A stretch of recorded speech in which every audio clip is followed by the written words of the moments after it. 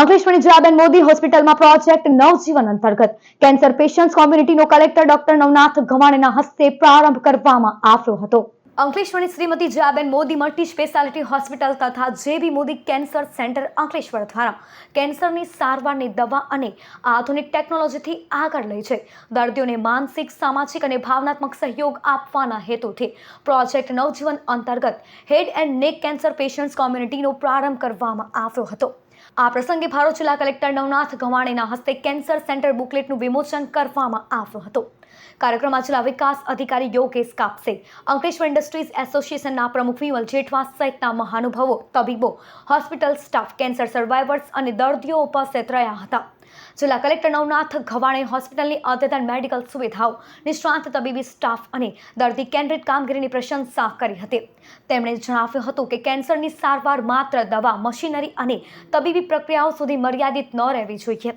દર્દીને માનવીય સંવેદના, માનસિક સહયોગ, પરિવારનો આધાર, યોગ્ય માર્ગદર્શન અને પુનર્વસન પણ જરૂરી છે। તેમણે ગ્રામ્ય તથા સ્થાનિક વિસ્તારોમાં કોમ્યુનિટી બેઝડ સેન્ટર અવેરનેસ વધુ મજબૂત બનાવવા પર ભાર મૂક્યો હતો। આજે જેબી મોદી કેન્સર સેન્ટરમાં જે કમ્યુનિટી ફોર્મેશન જે કરવામાં આવેલ છે એ કાર્યક્રમમાં અમે ઉપસ્થિત હતા। આ કાર્યક્રમ જો છે એક હોલિસ્ટિક એપ્રોચથી અંકલેશ્વર, ભરૂચ અને દક્ષિણ ગુજરાતના જે કેન્સર પીડિત પેશન્ટો છે એની કઈ તરીકે આપણે સેવા આપી શકીએ એનો એક પગલું હતું। અને ફક્ત ટ્રીટમેન્ટ અને રેડિયેશન્સ એનાથી જ કેન્સર પેશન્ટનું આપણે કરીએ એનાથી આગળ જઈને એને કઈ તરીકે આપણે એક પ્રેમ અને અફેક્શનની ભાવના સાથે એક સાથે જોડાઈ શકે, સંસ્થા સાથે જોડાઈ શકે, એના માટે એક બહુ સરસ એક અભિગમ હતો।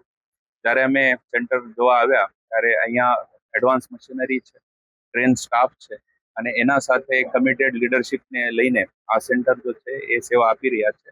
એમાં અમારે ડિસ્ટ્રિક્ટ એડમિનિસ્ટ્રેશન પણ સપોર્ટમાં છે અને આગળ જઈને આપણા વિસ્તારમાં આવા કોઈ પેશન્ટોની ટ્રીટમેન્ટની જરૂરિયાત હશે કે સપોર્ટની જરૂરિયાત હશે એના માટે આ સેન્ટર એક સેન્ટર ઓફ એક્સલન્સ તરીકે આગળ આવી રહ્યું છે એ બહુ સમાધાનની બાબત છે અને એ બાબત હું જેબી મોદી કેન્સર સેન્ટરના ટીમને અને લીડરશિપ શુભેચ્છા પાઠવું છું।